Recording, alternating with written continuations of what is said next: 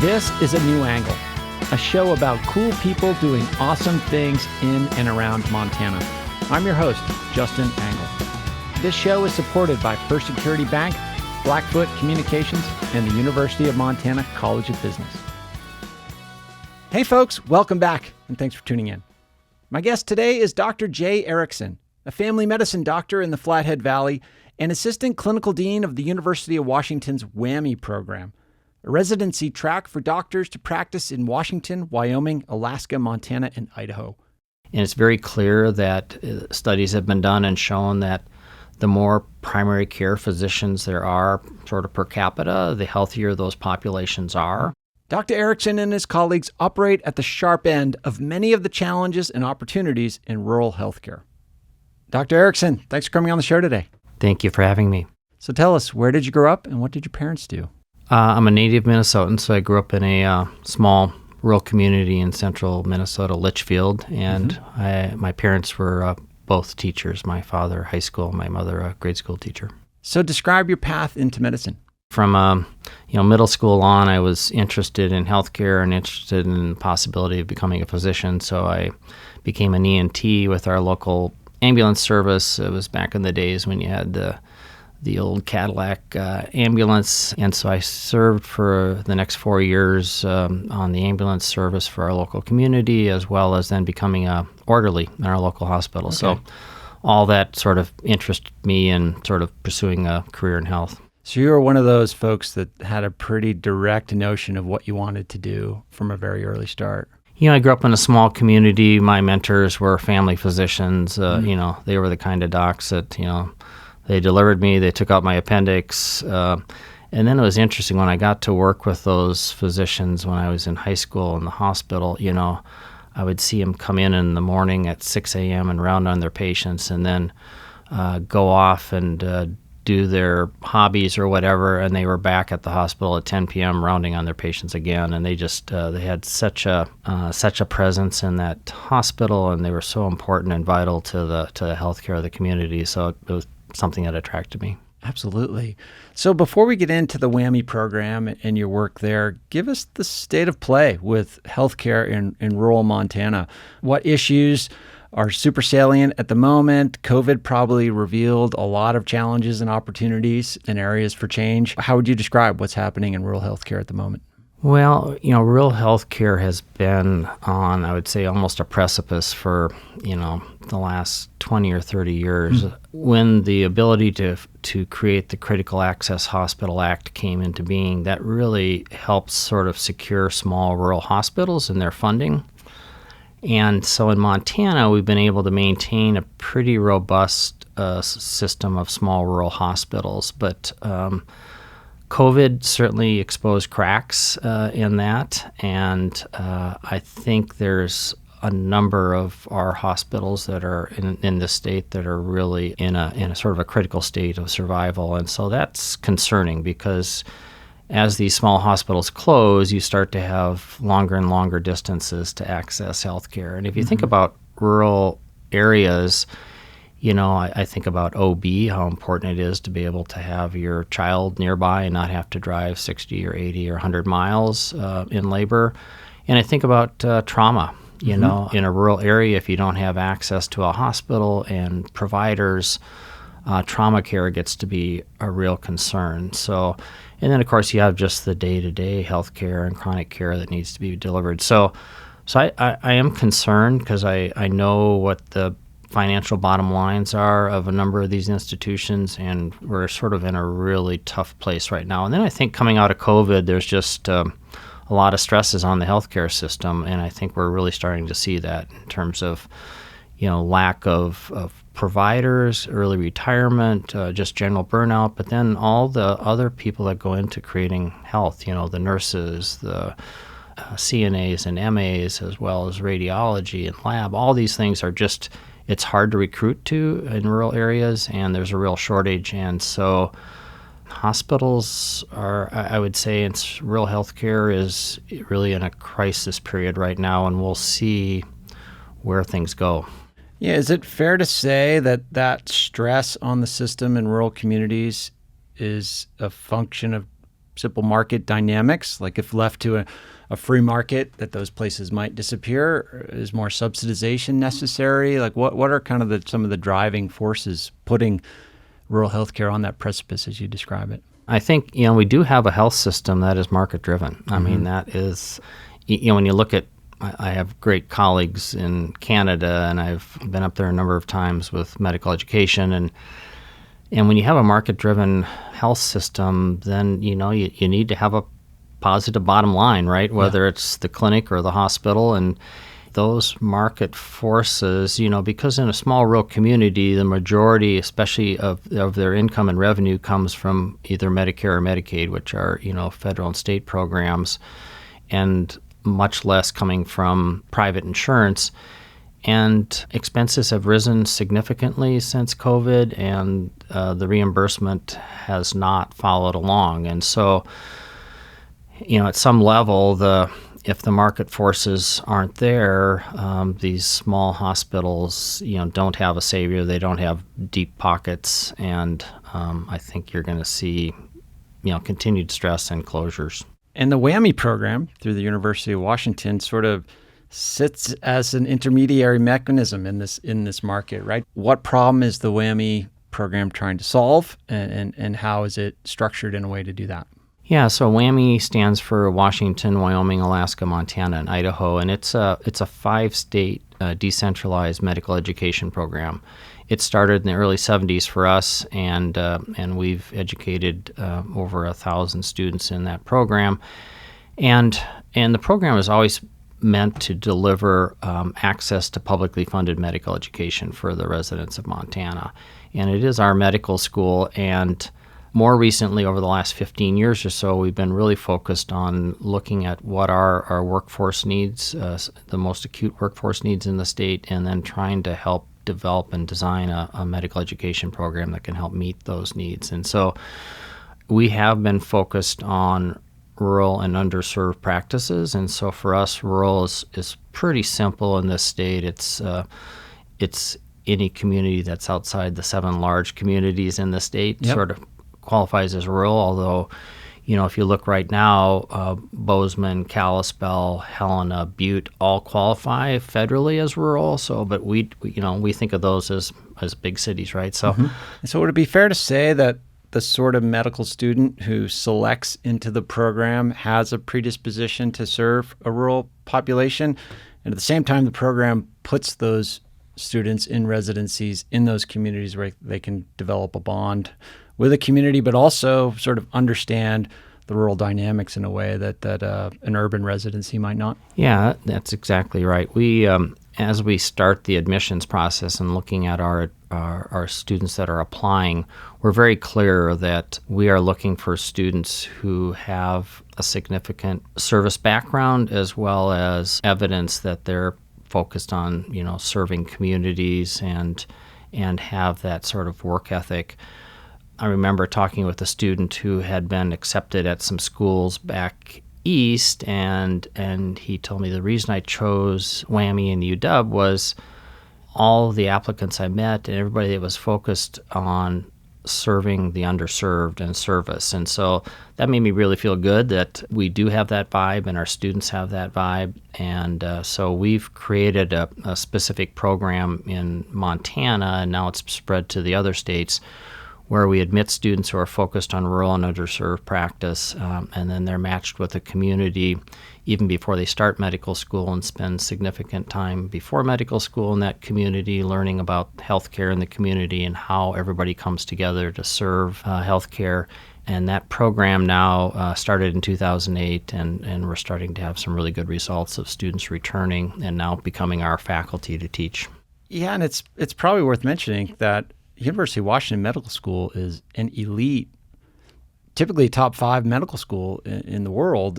So not only do you have elite medical education, but also a pipeline of top talent into these rural communities. So you're getting the best of the best in many ways, and allowing that sort of caliber of clinician to be deployed into rural communities. Exactly right. We're really lucky in the state of Montana that we have this relationship with the University of Washington, because our students, they have access to the excellent teaching that goes on in this state with our physicians. We have over 650 faculty at the University of Washington. But then they have access to the world-class researchers back in Seattle, as well as access to training at tertiary quaternary care centers at Seattle Children, Harborview, UW Medicine. And so it's really a beautiful blend. And our students, it's so fun to talk to them at the end of their training, and that they really have valued the ability to train in this state and to have a majority of their rotations in this state, but then to be able to go back and spend time at those larger institutions and work with world-class physicians, as well as those that are interested in research. They have an amazing opportunity to do, really high-powered research. So it is an expensive proposition to produce a physician, and it's an expensive proposition to hire a physician. Does the WWAMI program address that in any way? Does somebody graduating the WWAMI program have the same level of debt that a typical medical student graduates with? And are the communities that the student is landing in able to pay at, or are they subsidized in some way? It is expensive. It is, medical education is an expensive proposition, and when I look around the world, that isn't the case, but in the U.S. it definitely is. And but I always encourage students who are thinking of applying to not sort of use that as a barrier, because it can seem daunting to end up with $200,000 worth of educational debt, but there are many ways to sort of have that repaid. And in the Montana WWAMI program, we have a program called the Montana Rural Physician Incentive Program. So all students pay into that as in addition to their tuition. And if they come back to Montana and serve in a rural or underserved setting, again, maybe a mental health position in a larger city, they can get up to $150,000 worth of loan repayment over 5 years. That seems like a great model. Speaking of physicians being an expensive resource, lack of physicians can't be the only reason why rural healthcare is under stress. We talked about some of the other broader factors earlier, but what other shortages are there? What other sorts of resources, whether it's personnel or technology, do you think we need to invest in to keep our healthcare system in Montana and other rural states more stable? You're exactly right. It's a team effort to take care of patients and to think about the population health of a rural community. The areas that I think about, and even think about technology, and we've heard about this a lot, is just access to broadband, right? I think, whether it's education or it's healthcare, we need to have just equal access throughout our whole state, and that's still not the case. And I think it's really putting us at sort of uneven footing with more urban areas. And so I think that's a real place for investment, is just to get everybody on the same page in terms of access. And, I'd say transportation. When hospitals do their health appraisals, always in the top 2 or 3 is transportation. And I haven't really spent a lot of time in urban areas, but when I have, I use public transportation. It's sort of easy to get from point A to point B, right? But in rural areas, everybody really needs to be able to drive. And so access to reliable transportation and the cost of transportation really affect healthcare. And so that's not an easily solvable issue. I think recruitment of all health providers is a key issue, and retention. An example is right now about 4% of medical students were born and raised in rural areas, and 20% of the population, of course, is rural. So we're just producing less people that understand rural life, and I think probably the same goes in most of the healthcare professions. We'll be back to my conversation with Jay Erickson after this short break. A New Angle is supported by First Security Bank, Blackfoot Communications, and UM's College of Business. Access to capital, broadband, and education are 3 ingredients any community needs for success.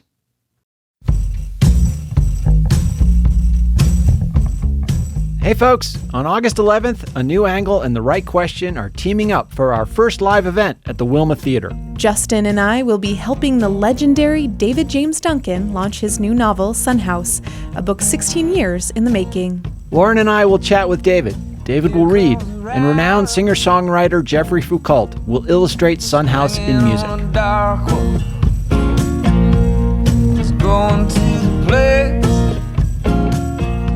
Montana Public Radio presents this evening of story, song, and conversation, August 11th at the Wilmette Theater in Missoula. Get your tickets now at logjampresents.com.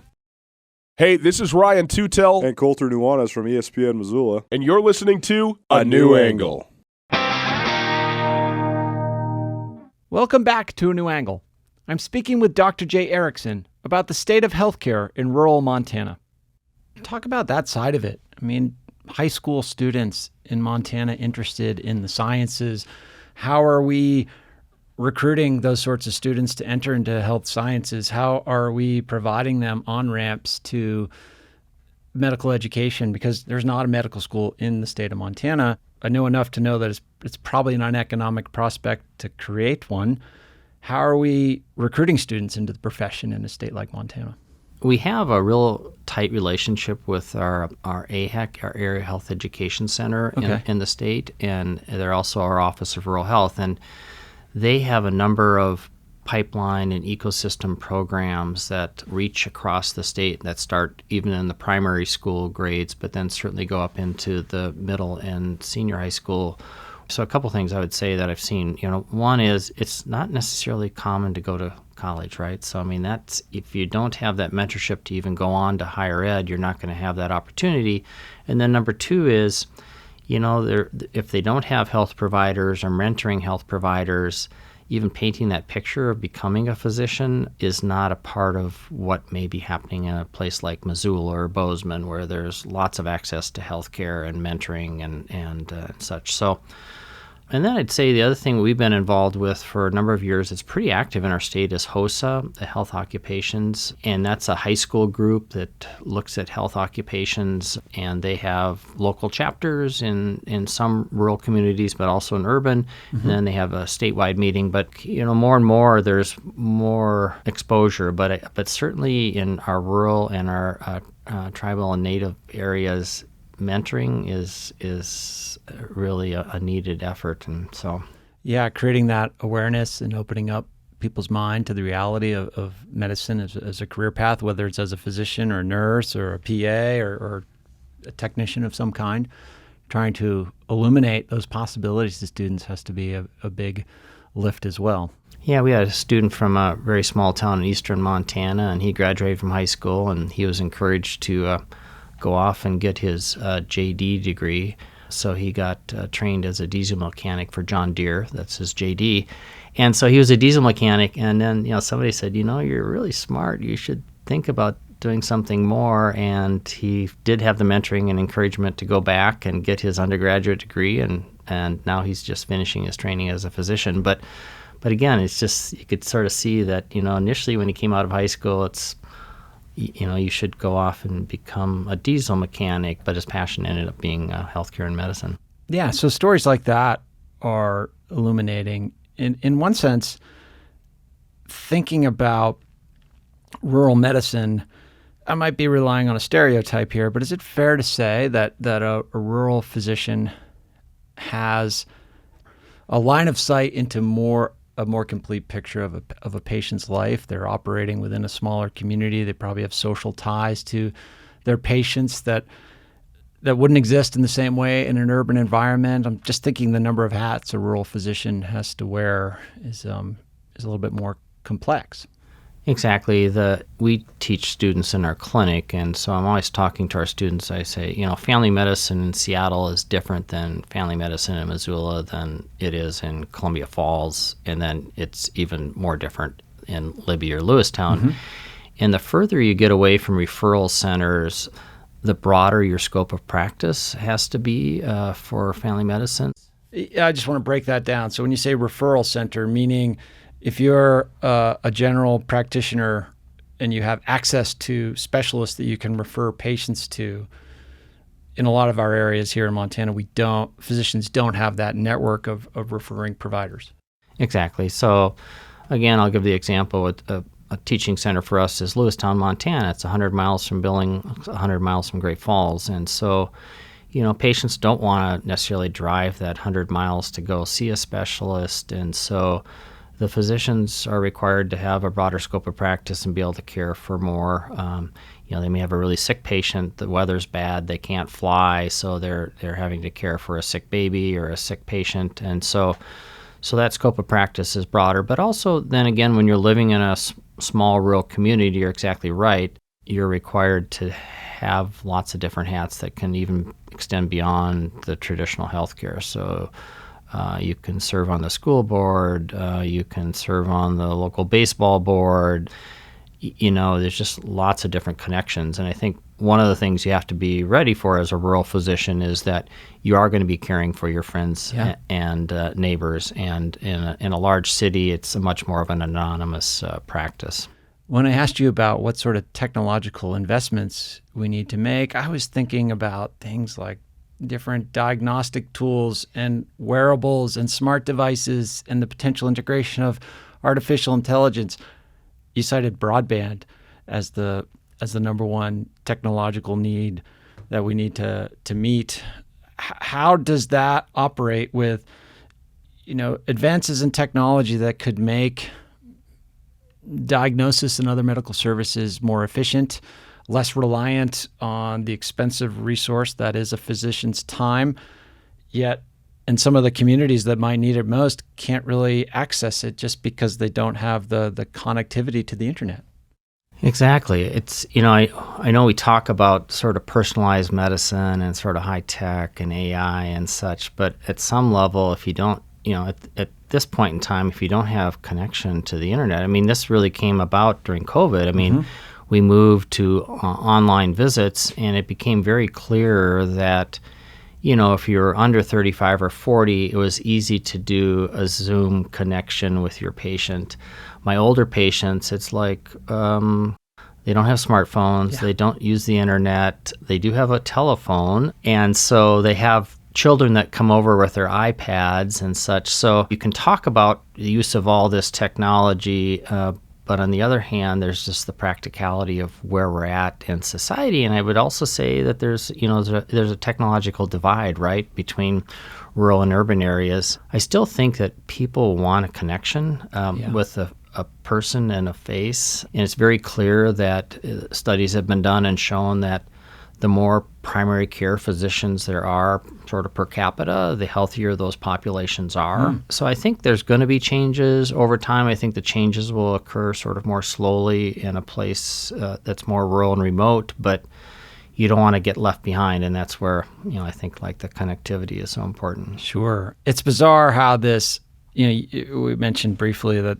medicine is largely a market-driven system in the United States. It's led to some bizarre and in my view, suboptimal allocation of resources in a population. If you were to be able to wave your magic wand, how would you kind of redistribute both funding and talent across the system in a state like Montana?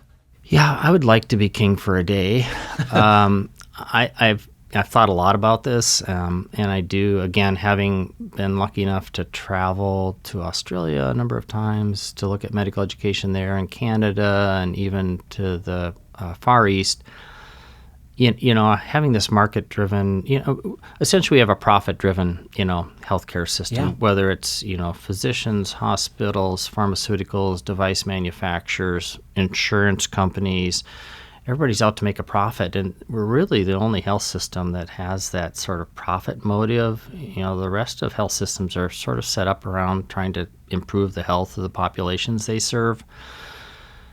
And, so I think we're not going to have overnight changes. I think slow changes. I think the fact that we didn't have a public option in the Affordable Care Act was really unfortunate, because there are health systems like the Netherlands and Switzerland where they still have private insurers but have a public option. And I think a really strong public option that offered really affordable health care would be a step forward.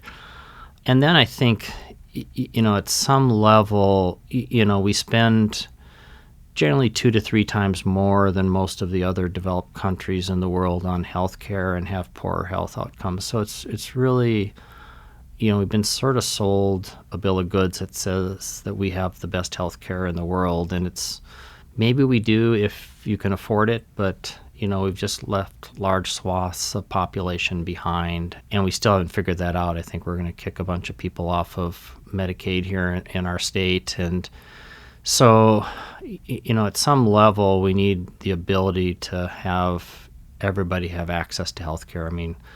So there's just lots of areas we need work on, but it needs to be, we need to have, both parties working to sort of solve that dilemma. And I think continuing along a pathway where it's sort of profit-driven and market forces just continues to spiral the costs upward. In Montana, we're talking about serving rural populations, deploying physicians in training and trained physicians into these communities. Are there any unique issues to tribal communities and reservation populations that the WWAMI program addresses? Yeah, we've been heavily involved with having our students educate in tribal communities. We have we have programs up in Browning, down in Ronan, Polson, Hardin on the Crow, and so we understand. In fact, we take our whole class in the first few months. We go for about a 3-day trip, and we take half the class goes to Browning and half the class goes down to Hardin and the Crow. And during that time, we sort of discuss the health disparities present, some of the cultural and historical issues, the historical trauma, and then sort of what are the solutions, what's being worked on. And so we really want our students to understand, what's going on here in the state, and especially at a local level. We've understood that, about 8% of our population is American Indian, and it really is our underrepresented group in medicine. We're actually working on a specific post-baccalaureate program right now. We got a development funding from the Montana Healthcare Foundation to develop a post-baccalaureate program. And it's really focused on American Indians.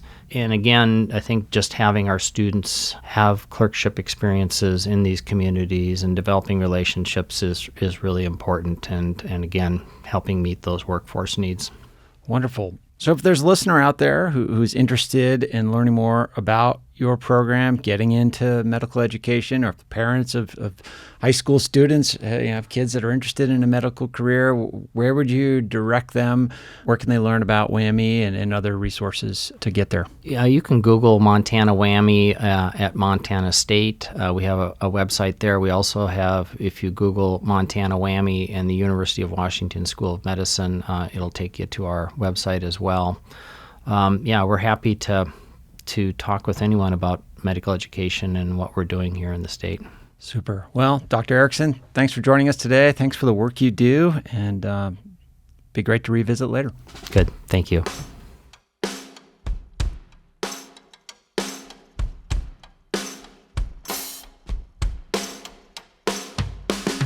Thanks for listening to A New Angle. We really appreciate it. And we're coming to you from Studio 49. Generous gift from UM alums Michelle and Lauren Hansen. A New Angle is presented by First Security Bank, Blackfoot Communications, and the University of Montana College of Business. With additional support from Consolidated Electrical Distributors, Drum Coffee, and Montana Public Radio. Keely Larson is our producer. Ella Hall is our production assistant. VTO, Jeff Ament, and John Wicks made our music, and Jeff Meese is our master of all things sound. Thanks a lot, and see you next time.